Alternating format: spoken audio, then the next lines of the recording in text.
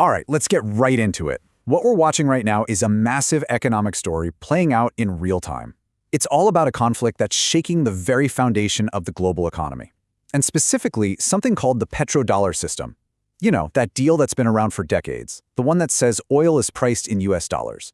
This isn't just about geopolitics. It's a potential pivot that could totally redefine how money and energy move around the entire planet. And the impact? It was immediate. I mean, you saw it right there in the headlines. When the Dow suddenly dropped 600 points because of a statement about a tiny waterway thousands of miles away, you know this is a big deal with huge global consequences. It hits the markets, it hits pension funds, and yeah, at the end of the day, it hits our wallets. The BBC really just nails the core issue here, doesn't it? A regional war is basically acting like a huge stress test on the entire global system. And what it's showing us, what it's laying bare, is just how deeply we all rely on a steady flow of energy from this one specific part of the world. And what we're finding out the hard way is that this reliance, well, it's also a major vulnerability. So, when a global crisis like this hits, where's the first place most of us actually feel it? Right here, the gas pump. This is almost always the first and most direct financial shockwave that millions of people feel every single day. Now, what's really fascinating here is just how far and wide these ripples spread. So in the US, you've got gig workers, people whose entire job depends on driving, and they're just watching their profits evaporate. The government's so worried it's actually thinking about emergency measures, like suspending a century-old shipping law just to bring fuel prices down a little. And this isn't just a US thing. Denmark is literally telling its citizens to just stop driving. And over in the UK, it's even hitting the housing market, with mortgage rates jumping because of all the instability. It's all connected.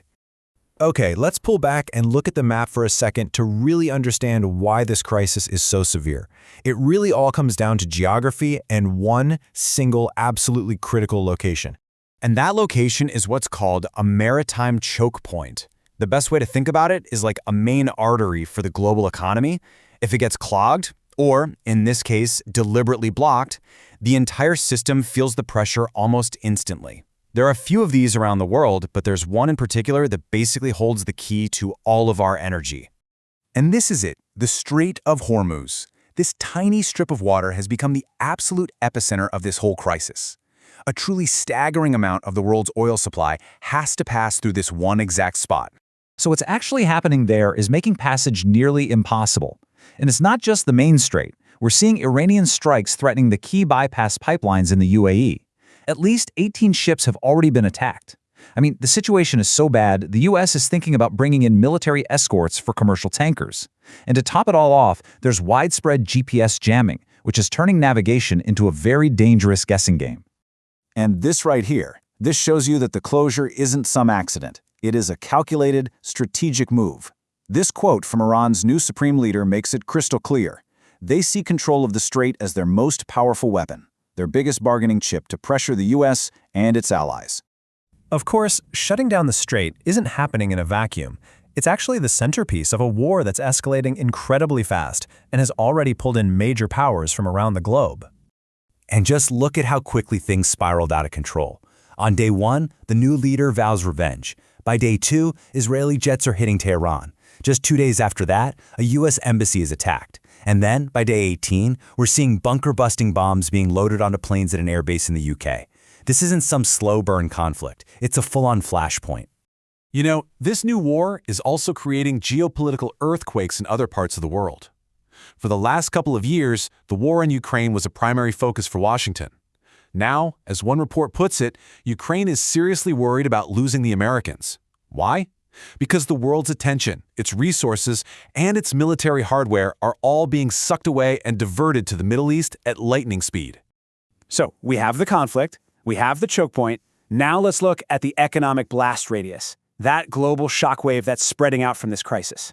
And here it is, the most obvious sign. Just look at that jump.